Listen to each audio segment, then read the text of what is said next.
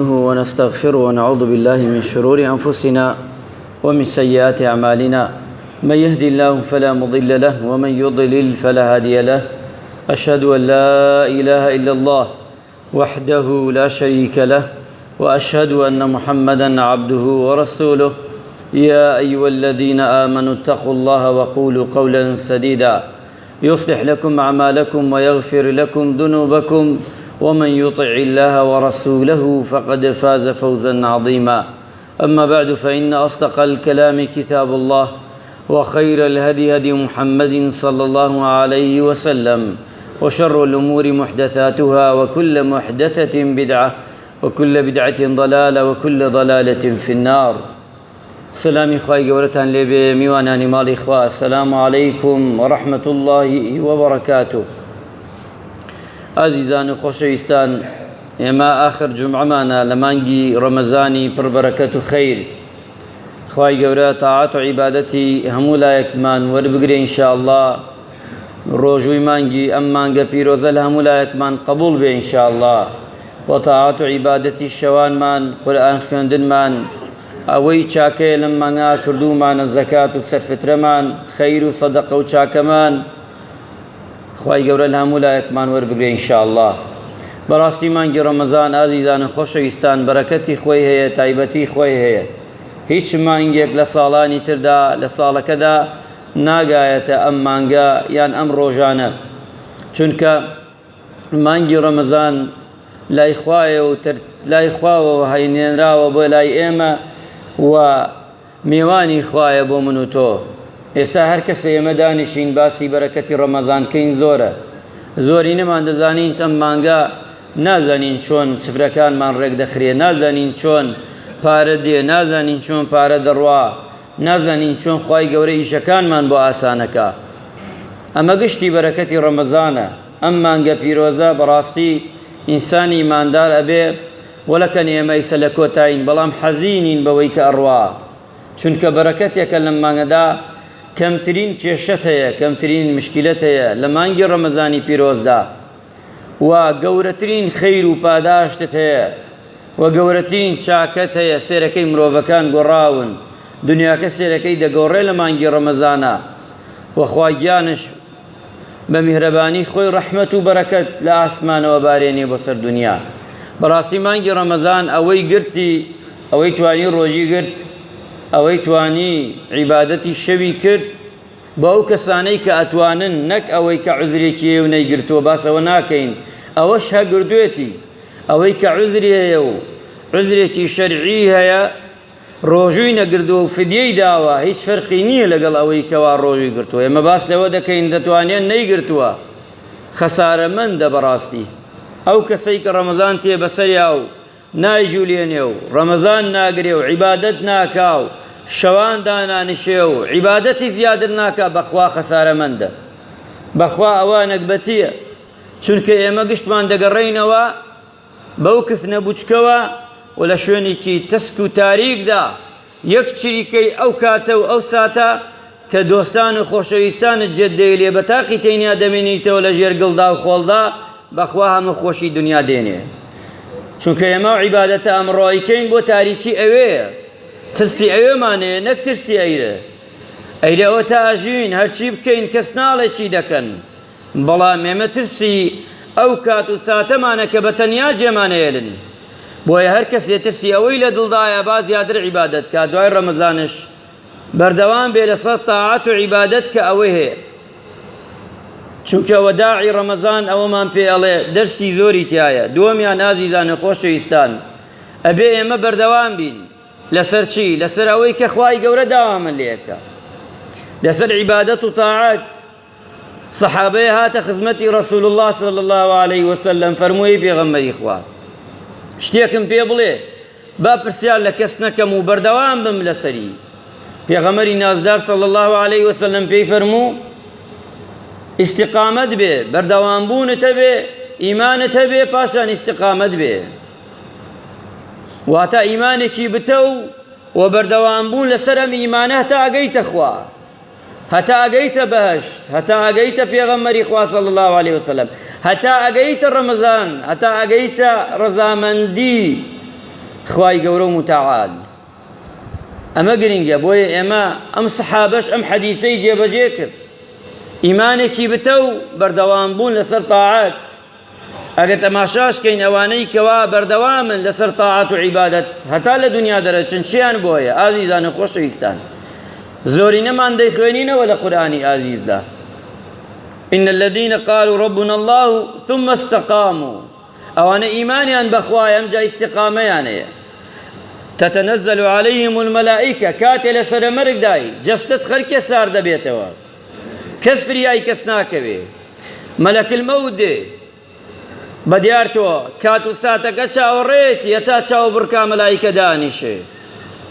ئەو کاتە لەو کاتا پێت ئەڵێ ئەم مەلایکانە پێت ئەڵێن ئەگە بەردەوام بی لەسەر ئیمان و پاشانش لەسەر تاعات و عیبادەت بەردەوام بیت و بگەیتە بەردەوام بی لەسەر عیبادەت تتنزل عليهم الملائكة كاتێ مەلایکەکان دابەزن بۆ سەرەمەرگ ألا تخافوا ولا تحزنوا مترسا حزين مبا بيطلن مترسا حزين مبا خفتت نبي هیچ ترسد نبي لم كاتو ساتدا ئێمە ناتین تو ئازار دەین ئەها چی کاتێ خوای گەورە جوان باسیەکە ئێمە دیقەتی ئایەتەکە بدەین وابشروا بالجنة مجدد لێ بێت و باشتیت مجدد لێ بێ کەس و کارەکەت جێلی کەس و کاری باشتر و چاکە چاوەڕێتی وە کەس و کارەکەتش دوای تۆ گەیەتە پێت دنیا جێلی دنیایەکی خۆشتر دنیایەکی باشتر ئەبەدی قەسر و قوسورێکی باشتر پارە و پولێکی باشتی باشتر هەمووی پێ دەڵێن غەمت نەبێ ئەزیەتت نادەین ئازارت نادەین ها کاتێ تۆ چی بۆ عەمەلیاتەکەی ئەگەر دکتۆرەکە بڵێ ئەم کەسەتان ئیمزای بکەن دەرناچێ لە عەمەلیات احتیمالی هەیە دەرچێ و احتیمالی زۆری هەیە دەرنەچێ بەلەوەی بمری تۆ مردوویتە بەم هەواڵە ئەگە بڵێن عەمەلیاتەکە زۆر بەسیتە هیچی تیا نییە هیچ نییە ئینشاءڵڵا دەرەچیت 180 190 زۆر ئاسوودەی و بە ئاسوودەییشەچی عەمەلیاتەکەی ئەیچی جا مەلەک المەوت کە بێن پێت بڵێن مەترسە حەزین مەبە موژدەی باشتی لێ بێ خوا لێت ڕازیە چۆن پێغەمبەری خوا فەرمی هەر عەبدێک ئەگەر خوا لێی ڕازی بێ لە کاتی سەرەمەرگدا پێی دەڵێن تۆ باشتیت خوا لە تۆ ڕازی بێ مەترسە موژدەی پێدەن لە دنیادا بەس خۆیشی ئەزانێ کەس نازانێ ئازیزان خۆشەویستان ڕەمەزان ئەمەمان پێڵێ بەردەوام بین لەسەر عیبادەت نەک ڕەمەزان تەواو بووی ترجێی بێنین بەزەیمان بە مزگەوتەکانە بێ بەیانیان هەم بینە 2 سیرە و نیم هەم بینە 2 سیرەکەی جاران نیمەڕۆ بینە 3 سیرەکەی جاران عەسر وابێ بدەیتە بەردەم مزگەوتەکانەی بۆ مزگەوت لە ڕەمەزانشدا 5 وەختە ڕائەکەی بۆ مزگەوت دێی بۆ مزگەوت شەو لە مزگەوتایە تا بەیانی ڕۆژوگرتن هەموو عیبادەتەکانی تر قورئان خوێندن با قورئانەکان ماوا لێ نەیە دوای ڕەمەزان دووبارە تۆز بیگرێتەوە بەخوا دوای شکایەتمان لێکا و قورئانانە ها ئێستا قورئانێ نەماوە لە مزگەوتێ لاپەڕەکانی هەڵنەدراوەتەوە بە فەزلی خوا و بە هیمەتی جەنابتان گشتان دەستان پێوە داوە و قورئانێکتان خوێندەوەتەوە ئەی دەبا دوای ڕەمەزانش وابین هیمەتمان بێ دوای ڕەمەزانش ئەگەر ڕۆژی یەک ئایەتمان خوێندووە ئەگە یەک ڕۆژ ڕۆژی یەک جادەی بۆ نوێش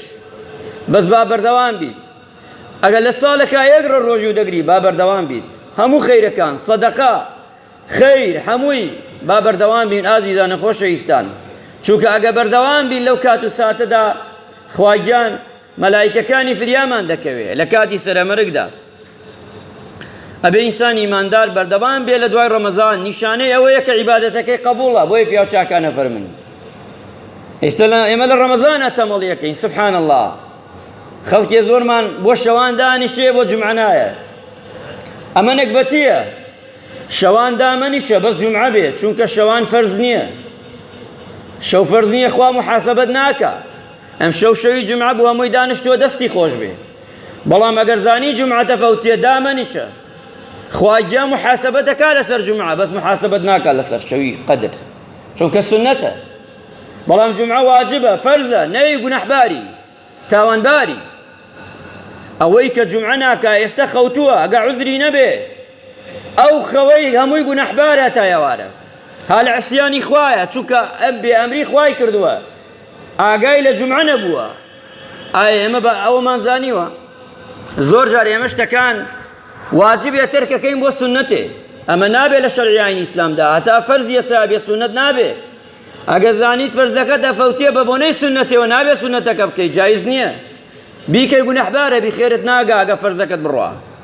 ئازیزان و خۆشەویستان، ئەمە بۆ تەوزیحکردن لەوەی ئەوانەیشی ئێستا ئەمە نەزانن، بەڵام بۆ ئەوەی زیاتر ئێمە تێبگەین.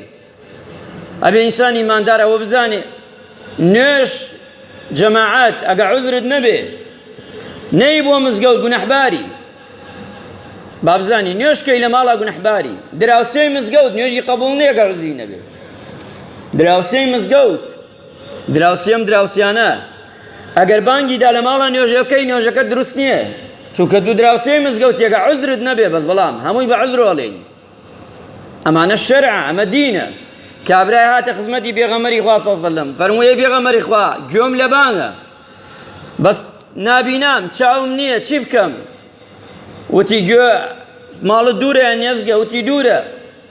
ڕۆیش دوای گەڕاوە بەلەوەی بڕوا پێغەمبەری خوا وتی پرسیاری لێکەن دووبارە پێی بڵێن ئایا گوێی لە بانگە؟ وتی بەڵێ. وتی دەی ئەبێ جوابی بانگەکەی خوا بدەیتەوە. ئەی خۆی ئەمە چاومان ساغە، سیحەتمان چاکە، دەتوانین بین بۆ مزگەوت و دەتوانین بگەڕێنەوە. ئەمڕۆ وەسایل زۆرە، سەیارە هەیە الحەمدولیلا، ئەتوانین پێنج فەرزەش لە مزگەوتا بین. لە هەر کوێ بانگیدا لادە، شەرت نییە لەو مزگەوتە، لە هەر کوێ بانگیدا لادە نوێژەکەت کە، با نوێژەکەت نەفەوتێ ئەوە لە قیامەتە فریاد دەکەوێ. خاڵێکی تر لەوانە ئازیزان و خۆشەویستان، زەکاتدان سەرفترەدان، ئەوەی زەکاتی نەدا با زەکاتی ماڵیدا.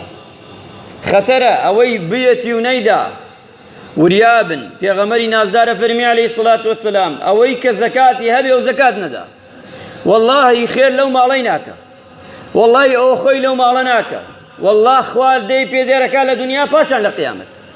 لە قیامەت تایبەتمەندی دانراوە بۆ کەسانەی کە زەکات نادن. کاتێ دەمری دەچیتە ناو قەبر مارێک دێ، مار ئەو مارە لە حەدیثا وا هاتووە ماری دنیا نییە، یعنی هەر بیبێنی بۆ مواسەفەتەی کە باس کراوە ئینسان لەوەیە بتۆقێ. بۆیە پێغەمبەری خوا ئەژێداتە و زەلامەوە یەکسرە بێتە خۆڵ نامێنێ، دووبارە خوای گەورە زنیە کاتەوە. ئەمجا پێوەدا دووبارە هەتا قیامەت ئەمە ئیشێتی ئەم مار. بەڵام ئەو مرۆڤە بێڵێ ئەمە تو چی لەکوێوە هاتووی بۆ من؟ ئەو شەڵێ نامناسی، مارەکە قسەیەکا لەگەڵا نامناسی من، چۆن من ناناسی؟ ئەڵێ من لەکوێ تۆ بناسم؟ من شتیوام نەبینی و شتیوان نەبووتی. بەڵێ من چاکە ناسی، کورە من ماڵەکەتم پارەکەتم، چەنێ منت خۆش دەگرت، خۆشت گەرەک بووە خستە ناو سنووق، ئەتوت ئەمە بە پاڵاوانی خۆم دەرم کردووە، من چۆن بیدەم؟ ئەمە ئەو ماڵە عەزیزەم خوا ئەمری پێ کردوم بووم بە مار و بدەم بە تۆوە، ئەزیەتی تۆ بدەمە تا ساحەی مەحشەر. تۆش وا دەزانی ئاوایە. ئازیزان و خۆشەویستان، بۆیە پێغەمبەری خوا فەرمێ ئەداتە پشتێوە و ئەداتە نەخشتوێڵەوە یان پێشێوە. ئەمەی خوای گەورە ئەمەی دروست کردو بۆ ئەو کەسانەی کە زەکات نادن، بۆ ئەو کەسانەی کەوا ماڵی حەقی هەژار و نەداریان لایە نایدن. وە سەرفترەش بۆ ئەوەیە ڕۆژەکانمان ئەگە هەڵەیەکی تیا بێ چاک و باش بێ. وە سەرفترە ئەوەیە ئەوانەی کە منداڵن هیچیان لەسەر نییە ئەوان بۆی هەژاران و نەداران زیاتر ئیسفادە بکەن. ئەمە شەی ئازیزان و خۆشەویستان سەرفتەش تەبیعیە، ئێمە شتەکان زۆر گەورە نەکەینەوە. هەر کەسێ خواردنی شەو ڕۆژێکی نەبوو سەرفترەی لەسەر نییە. نەکوا یەکێ بێژە بەخوا ڕاتبم نییە، موچەم نییە، بەخوا نانم نییە، نانی دوو تاقەت هەبوو ئەمڕۆ نیوەڕۆ و مەغریبت هەبوو، سەرفترە لەسەر تۆ واجبە، ئیتر پێویست ناکا پرسیار بکەی. یەک ڕۆژ خواردنت هەبوو واجبە، هیچت نەبوو خواردنەکەت بدە، دوو قاپ بدە هەوسێکەت تەواو. فرە بە ئێمە شتەکان گەورە نەکەین، چونکە ڕەسوول الله صلی الله علیه وسلم ئێستا و حەدیثانە باسەکرێ ئەڵێن پێغەمبەری خوا بە لە جەژندایەتی ئەبێ بە لە جەژن دەربکرێ تۆ وەرە سێرم حەدیثانەکە. پێغەمبەری خوا پارەی دەرنەکردووە، پێغەمبەری خوا خواردنی ئەو خواردنەی کە بوویەتی دایەتی ئەوە بووە. و لەگەڵ ئەوەشدا ئەو خواردنە چێژ بۆ دایەتی بەڵام ئێمە ئەبێت 3 ڕۆژ بەلەوە بیدەین ئیمام شافعی فەرمێ لە یەکەم ڕۆژ ڕەمەزانە بۆ تێ بیدەی عولەمایان ئەفەرمن نەخێر هەندێکی تریان دەڵێن لە دوای 15ەوە هەندێک تریان دەڵێن 5-6 ڕۆژیە بۆی بگێتە دەستی ئێمە سەرفتەمان هەیە بە وەکالەت وەک بەری دەڕوا بەریت ئەیدەنە کەسێ بگێتە دەستی ئەی بە لە جەژن بیدا کەی بگەیە ناگەی ئەی نایە 2 ڕۆژ بەلەوە بیدەی تێ بۆی ئەم فەقیرە بیکاتە شتێ بۆ خۆی ئەگە خواردن بێ ئەگەر پارە بێ هەر کامنی بێ تۆ ئەگەر بە لە جەژن بیبەی ئەو چێشتی جەژنی سندووە ئەیتر بۆی بی بۆی تۆ بۆی ئەتوانن لە ئەمڕۆوە ئەتوانن سەرفترەکانتان دەرکەن و تەعکیدشکەنەوە لە سەری مەوعدەکەی هەتا پێشی نوێژی جەژنە کەوتە نوێژ کرا سەدەقە دەرت کە دەچێتە سەدەقە ناچێتە جێگای سەرفترە وریابن ئەما شتێکە ئەبێت لە فکرمان بێ لە یادمان بێ ئێمەش کەمێ تەواو مێشکمان لەوەیە بۆ ظروفی جەنجاڵین